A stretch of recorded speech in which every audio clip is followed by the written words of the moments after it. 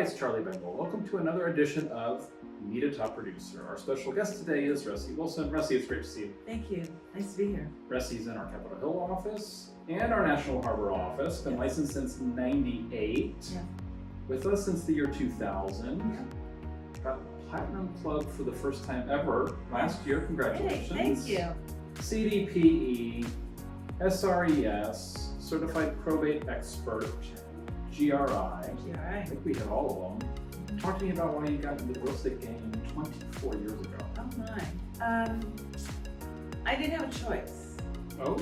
I didn't have a choice. I had already decided that I wanted to be a real estate agent. Okay. I passed my exam and I was working for a company that leases up multi-units. Okay. They deal with homeowners, they deal with management companies, and they closed our office, the DC office. Okay. So you want to go to the Virginia office? I said, no thank you, I'm going to become a real estate agent. Okay. And I went into real estate full time. And here we are, 24 years. And I made $40,000 my first year. Okay. I was like, I burned the ship, and I had no other choice but to be successful and not successful. And I went 100% Good. into real estate. What were you doing before that? Property management, before property management? Yeah, like you traveled around with your husband? I did property management everywhere we went. Okay. Yeah. We were in Atlanta, we were in Texas, we were Was there an Portland, aspect Oregon. of this, I did his thing for him, I followed him around for a while, now it's my turn? Absolutely. I talk to so many women who are realtors, who raised the kids, supported the husband, or his business or whatever, and then it's like, now it's my time. It's my time to show that I can do this. So that was kind of part of it, or am I putting words in your mouth? I think you put some words in Okay. But it was fun because he was a contractor. So we get a phone call, and they would ask, we're looking for assistant admin in Portland, Oregon, on these type of systems. Yeah.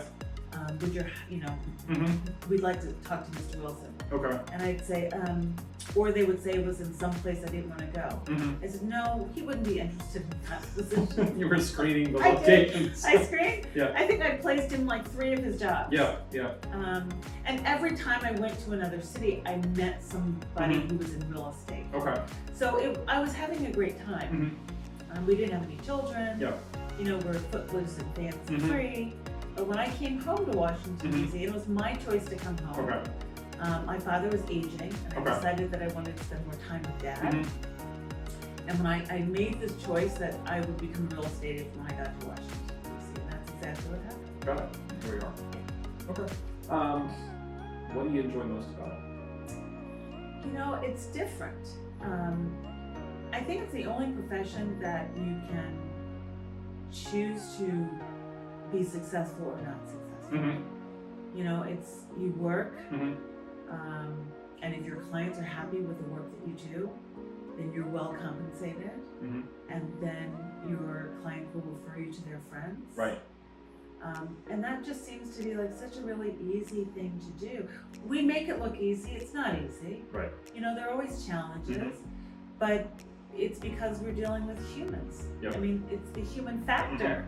And if you love people and you listen and you're patient, you won't get frustrated. And you're supposed to be the calming force in the room because it's really an emotional business, right? Oh yeah. So it's our job to be the calming force in the room, and to be, the center for our clients.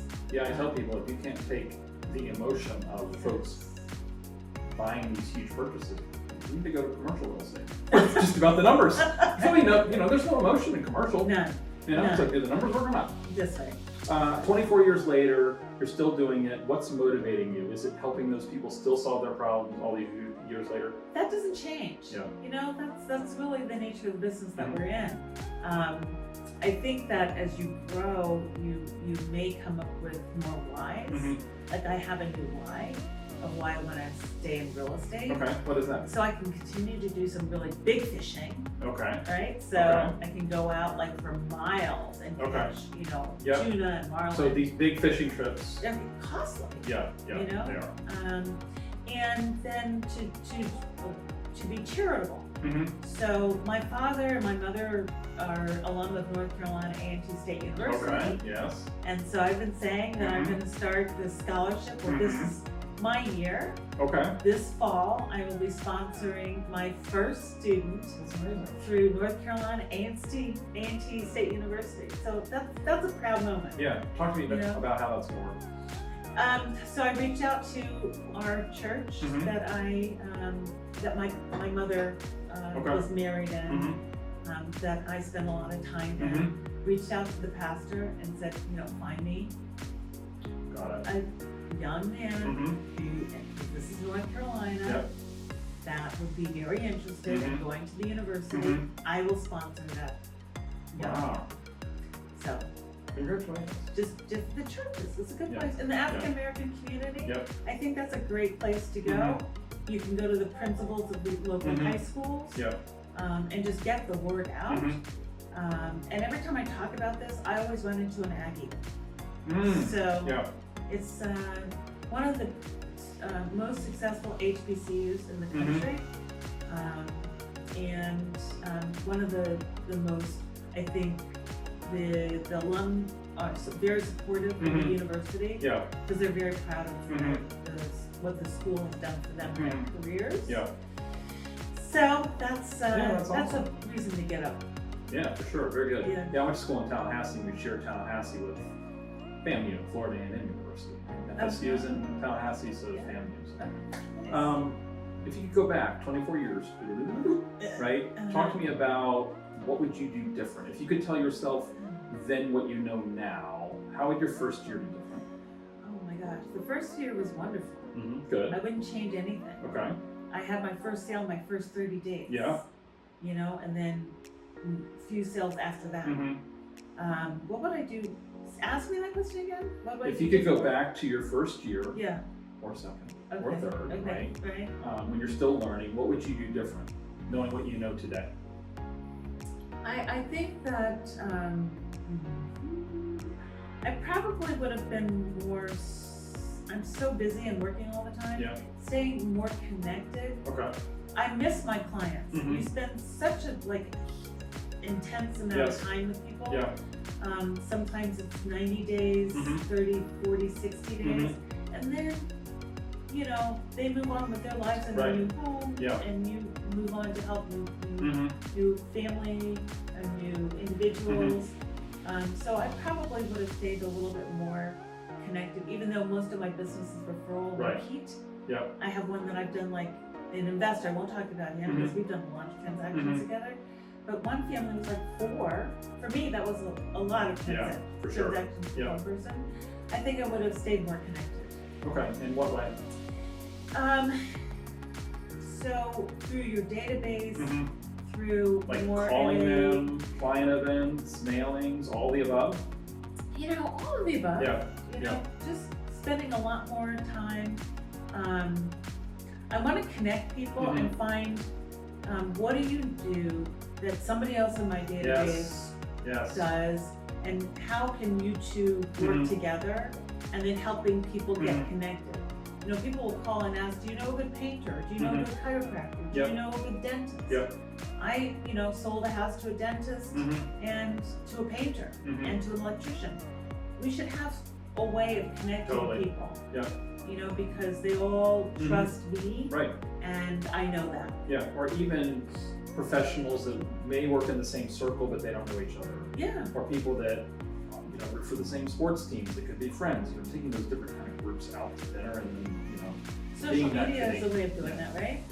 So a lot of people do that through social. A lot of people find it really easy to do that through social media or through your contact management system. Those type of things. So if you could go back, it would be, I think your answer is being more intentional about staying in touch with people.